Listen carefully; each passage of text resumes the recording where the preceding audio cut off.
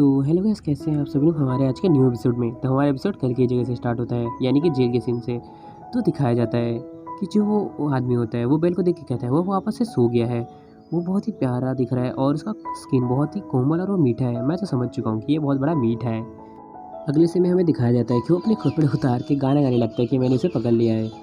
और जब ये बात सुन के बेल वहाँ से उठता है तो उसकी आंखें देखने लायक होती है, बिल्कुल बैगनी कलर में है।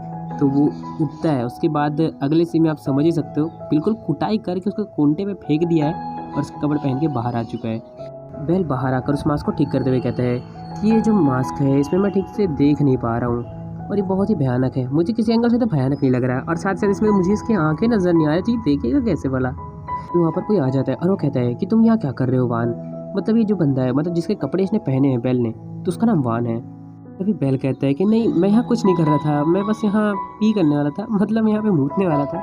तो वो वहाँ से तुरंत ही भाग जाता है और जो बंदा होता है वो उसे देख के कहता है कि कुछ तो गड़बड़ है, ऐसी निगाहों से देखता है।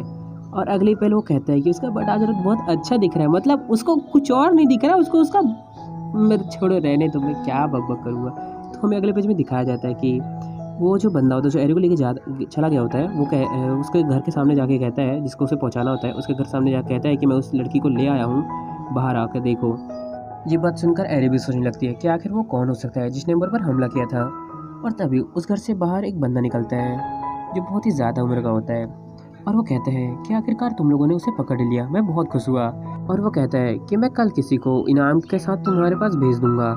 ये सुनकर कमांडर कहता है कि बहुत अच्छे, आप अपने शब्दों पर डटे रहते हो मास्टर ब्रूस्टर। और तभी ये एरी ये सुनकर कहती है कि अंकल ब्रूस्टर। तभी एरी के अंकल कहते हैं कि एरी, अगर तुम वहाँ से बच निकलने में कामयाब हो जाती तो मेरा जो पूरा प्लान है वो ख़राब हो जाता। और वो कहता है कि लगता है लक मेरे साथ है, मैं तुम्हें तुम्हारे साथियों के पास पहुँचा दूंगा। तभी एरी अचानक से उठती है और उसकी ओर एक फायरवॉल अटैक कर देती है। और जो ब्रूस्टर होता है यानी कि उसके अंकल हंसने लगते हैं इसे देखकर, क्योंकि अब वो कहते हैं कि मिसल ट्रेंडिंग की छोटी सी राजकुमारी, तुम सच जानने के लिए बहुत ही ज़्यादा उतावली हो रही हो, तुम बेहोश होने का नाटक कर रही हो। और साइड में जो लोग होते हैं वो कहते हैं कि क्या वो जग रही है। उन लोगों ने पिछली बार उसे बेहोश करने के लिए एक धुआं फेंका रहा, पर एरी ने उसमें सांस नहीं लिया था, इसलिए वो बेहोश नहीं हुई थी। एरी अपने अटैक को तैयार करते हुए कहती है कि मैं नहीं सोच सकती कि तुम उन डाकुओं के साथ हो। और एरी कहते हैं कि क्यों, आप ऐसा क्यों कर रहे हो, आपने मुझ पर हमला क्यों किया। तभी उसके अंकल हंसते हुए कहते हैं कि मैं अपना आधा जीवन बेकार कर चुका हूँ और मैंने हर संभव अपने आधे जीवन में किया था, फिर भी सभी लोगों की नज़र में मेरे बड़े भाई हैं जो समूह के लिए मर गए थे, और यहाँ तक कि उन्होंने अपनी इच्छा अनुसार अपना अगला उत्तराधिकारी तुम्हें बना दिया है। क्यों? क्योंकि तुम्हारे दादाजी बहुत ही बड़े बेवकूफ़ थे। और वह एरी को कहता है कि एक निकम्मी और मूर्ख लड़की तुम्हारी मुझसे कैसी तुलना, फिर भी उसने सब कुछ तुम्हें दे दिया है। और एरी ये सुन के कहती है कि क्या।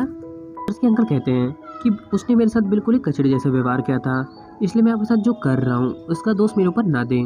और वो कहता है कि इससे पहले मैं उसे वापस जाके थोड़ा टॉर्चर करूँ, उससे पहले मैं तुम्हें मार डालूंगा। तब एरी बहुत ही ज़ोर से चिल्लाते हुए कहती है कि नहीं, ये नहीं हो सकता, तुम मेरे चाचा हो, यानी कि अंकल और चाचा में कोई खास अंतर नहीं है क्योंकि भाई भाई थे ना।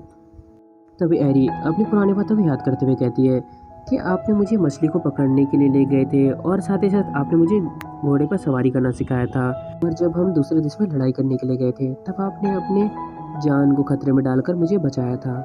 तभी उसके अंकल कहते हैं कि नहीं, तुम बेवकूफ़ हो, वो सब झूठ था। और एरी ये सुनकर बिल्कुल ही हैरान हो जाती है और वो थोड़ा रोने भी लगती है। और हमें अगले पेज में दिखाया जाता है कि जो अंकल होते हैं वो अपने हाथ में एक स्वॉर्ड ले आते हैं और कहते हैं कि ठीक है, अब मुझे जल्दी करनी है, मुझे रिपोर्ट भी पहुंचानी है और अब तुम अच्छी बच्ची की तरह मरने के लिए तैयार हो जाओ। और ये सुनकर एरी बहुत ही ज़ोरदार चिल्लाते हुए हमला करती है। और जो बेल होता है वो दूर से उस हमले को देख लेता है और बेल कहता है कि फाइनली मैंने तुम्हें ढूंढ लिया है। और बेल एक अटैक करते हुए कहता है कि इस रास्ते में बहुत सारे मोड़ है तो मैं सीधे रास्ते जाऊँगा, मतलब उसे कुछ करना नहीं, सारे घरों को तोड़ते हुए आगे जाना है। लेकिन मैं बेल से एक बात कहना चाहता हूँ, जब तेरे अंदर इतनी ताकत है तो उछलते हुए जाना, तोड़ते हुए काहे जा रहा है। पर जो भी वो तो वही करेगा, आगे बढ़ते हैं।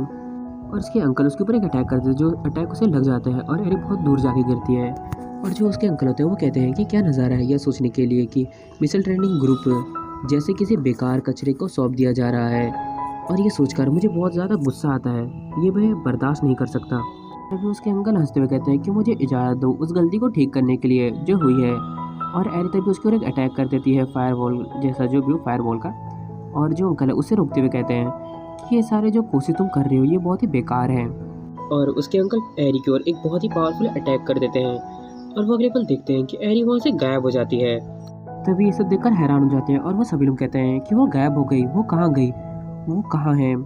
और तभी अचानक से उनमें से कोई ऊपर देखता है और इशारा करता है, वो बास्टेड कौन है ऊपर। तभी ऊपर बेल कहता है कि मैं यहीं पर हूँ एलिना। तो हमारा आज का एपिसोड यहीं पर ख़त्म होता है। तो नेक्स्ट एपिसोड जल्द ही आ जाएगा और मैं चाहता हूँ कि आप सभी लोग मेरे चैनल को सब्सक्राइब, लाइक, शेयर जरूर कीजिएगा। तो मैं मिलता हूँ नेक्स्ट एपिसोड में, तब तक के लिए बाय।